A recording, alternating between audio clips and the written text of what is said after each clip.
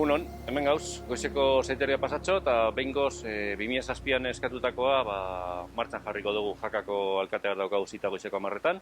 Eta gure asmoa da, baimenak eta biztogunak ematea ikertzen hasi gaitezen, handik osaba ateratzeko asmoz. Eta hortako ez bakarrik egingo dela, baizik eta lagundutan atorrela, udaletik datoz alkatea, prentza arduraduna, Galdako Gorako Lizarraga, eta Handera Perribai historia egilea. Eta hor goaz ekipoan, zer lortzen dugu Jakan.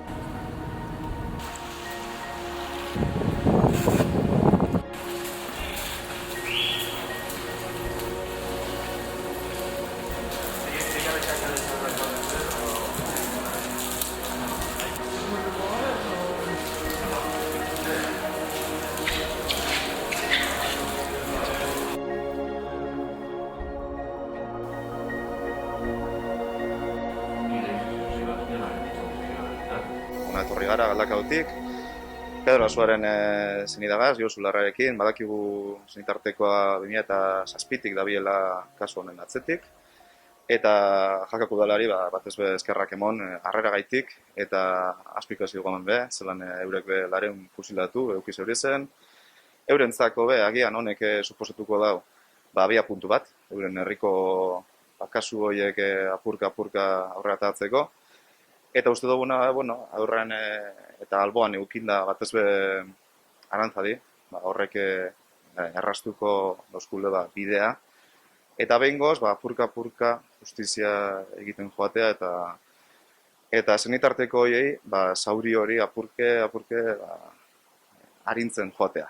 Bestalde batetik be, uste dugu memoriazioen errekuperazio horretan Galdakoko udal gobernuak indako apostua irmoa dela. Apostu serioen gendun eta onator behar ginela zen gendun, beharrezko bazan, hemen gauz, eta uste dugu hau, esan duen moduen, abia puntua izan daikela, bai guretzat, bai eurentzat, eta esan duen moduen oso emankorra izan da, Jakako udalak mundozkun arrea eta informazioa bat ez beha. En primer lugar, agradecer su visita porque la verdad es que es muy interesante. Este es un tema que en Jaca es muy conocido, los que llevamos años en esta vía municipal y en todo lo relacionado con los fusilamientos, asesinatos después del golpe de Estado de Franco, pues la verdad es que ha sido interesante. Sí que conocíamos la historia, no concretamente quién era, pero los que cada año asistimos al cementerio y conocemos las diferentes partes de los enterramientos, que aquí son más de 400 personas en Jaca, como tiene un sitio sin frente, pues la verdad es que hubo una gran cantidad de asesinados por la dictadura, ¿no?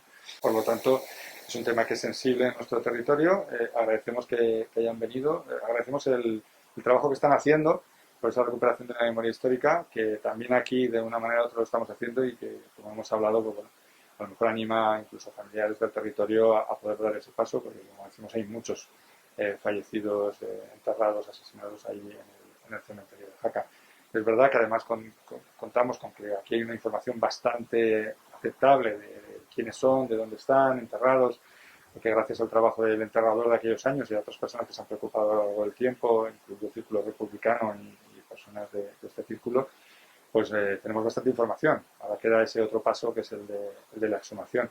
Les hemos manifestado que por parte del Ayuntamiento no va a haber ningún tipo de inconveniente, todo lo contrario, es decir, facilitar aquello que nosotros podamos facilitar para que al final esta persona pues, pueda ser localizada, identificada y trasladada a donde están el resto de sus familiares en Galdakao.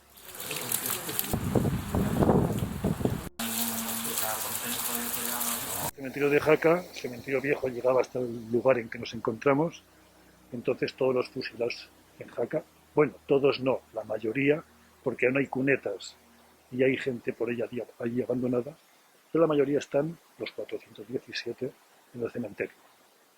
Tenemos 23 fosas comunes en las que están repartidos los fusilados. O sea, las fosas habrá en algunas 15, en otras 7, en otras 20. O sea que no es un enterramiento ordenado, pero sí que está registrado todo en los papeles del hospital. Las últimas que nos ocupan, que ya es el 37, incluso el 38, son las 3 que están a nuestra derecha e izquierda. Aquí a la izquierda ya hay 3 fosas comunes, con los de Biescas, que es muy gráfico, los rehenes de Biesca, 9 rehenes, y la tercera que está sin ninguna lápida ni señal, es solamente césped corrido. Pero calculamos que ahí hay 7 fusilados con nombre, que lo reflejamos en el libro, y 7 sin nombre, entre los cuales alguno está enterrado el 7 de febrero del 38 y calculamos que sea Pedro Asúa Zubiao, de Galdakao.